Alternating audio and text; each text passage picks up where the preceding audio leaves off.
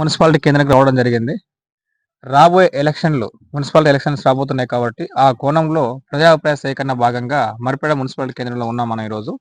అన్న చెప్పండి, మీకు ఇప్పుడు రాబోయే మున్సిపాలిటీ ఎలక్షన్స్ ఉన్నాయి కదా. అవునన్నా. గత ప్రభుత్వంలో మున్సిపాలిటీ ఎలక్షన్స్ ద్వారా గెలిచిన మున్సిపల్ చైర్మన్ గారు మీకు ఎలాంటి పనులు చేశారు?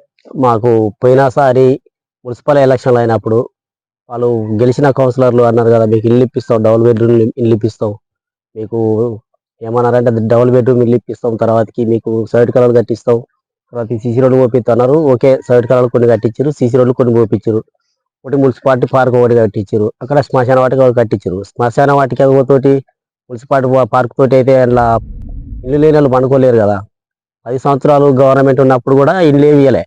ఇప్పుడు 2.5 సంవత్సరాలకు వచ్చాక మరిపడ మున్సిపాలిటీ వారికి దగ్గర ఇప్పుడు మా 10వ వార్డు 11వ వార్డులో వచ్చి 22 ఇళ్ళు వచ్చినాయి. అది కాంగ్రెస్ గవర్నమెంట్ వచ్చినాక. అదేవిధంగా ఒకటి ఇచ్చి ఇప్పుడు మహిళలకు ఉచిత బస్సు ఒకటి, తర్వాతకి 200 కరెంటు యూనిట్, మళ్ళీ ఒకటి నెక్స్ట్ వచ్చి గృహజ్యోతి ఒకటి, తర్వాతకి వచ్చి సన్న బియ్యం గవర్నమెంట్. ఇప్పుడు కాంగ్రెస్ గవర్నమెంట్ వల్ల కొంచెం చాలా మంచిగా ఉంది.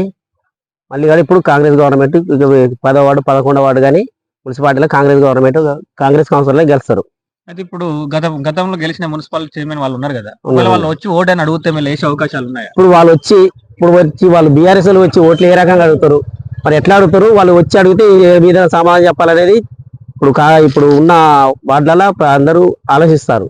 ఓకే, మీరు ఒకవేళ మున్సిపల్ ఎలక్షన్లలో పార్టీ పరంగా చూసి ఓటేసే అవకాశాలు ఉన్నాయా, మనిషి వ్యక్తిగతంగా చూసి ఓటేసే అవకాశాలు ఉన్నాయా? ఇప్పుడు ఉన్న సిచ్యువేషన్ బట్టి పార్టీ పరంగానే ఎక్కువ ఆలోచిస్తారు. కాంగ్రెస్ ఇప్పుడు అన్ని విధాలా చేస్తూనే ఉంది. ఇప్పుడు సన్న బియ్యం కానీ ఒకటి, బోనస్ ఒకటి, రైతు బంధు ఒకటి. ఇప్పుడు ఆయన కేసీఆర్ గారు రైతు బంధు అని పెట్టాడు. ఎవరే పెట్టిండు అన్న? 2 ఎకరాల నుంచి అదే 5,000 వచ్చినాయి, 50 ఎకరాల నుంచి అదే 5,000 వచ్చినాయి. ఇప్పుడు అవి ఏం చేస్తానంటే రేవంత్ రెడ్డిగా తీసేస్తాడు. ఇది 15,000 ఇస్తాడు, కట్ చేయట్లేదు. అందరు కట్ చేయకుండా వేల ఎకరాల ఉన్న 100 ఎకరాల ఉన్న తీసేసి మామూలు ఉన్న వాళ్ళకి ఇద్దామని ఆలోచన గవర్నమెంట్ చేస్తుంది. అయితే ఇప్పుడు మీరు ఈ ప్రభుత్వానికి, కాంగ్రెస్ ప్రభుత్వానికి, ఇప్పుడు మనకు కాంగ్రెస్ ప్రభుత్వం ఏర్పడి ఇప్పుడు 2 సంవత్సరాలు దాటుతుంది కదా, ఈ కోణంలో ఈ కాంగ్రెస్ ప్రభుత్వానికి మీరు ఇచ్చే రేటింగ్ ఎంత? 10 మార్కులకు ఎన్ని రేటింగ్ ఇస్తున్నారు మీరు? కాంగ్రెస్ గవర్నమెంట్ కు 100కి మార్క్ ఇస్తా ఉన్నాం మేము. 10కి 10 ఇస్తాం మేము. అయితే ఇప్పుడు మీరు మీ local MLA doctor Ramachandra Nayak ఆయన యొక్క పనితీరు ఎలా ఉంది అనుకుంటున్నారు? రామచంద్ర నాయక్ గారి పనితీరు బాగుంది, బ్రహ్మాండంగా ఉంది. పోయినసారి రెడ్డి నాయక్ గారు ఏం చేసిందంటే ఏమైనా లీడర్ పిలుచుకోవడం, వాళ్ళకి ఇచ్చుకోవడం, కానీ ఒక్కడి కూడా ఇచ్చింది లేదు, ఆయన చేసింది ఏం లేదు.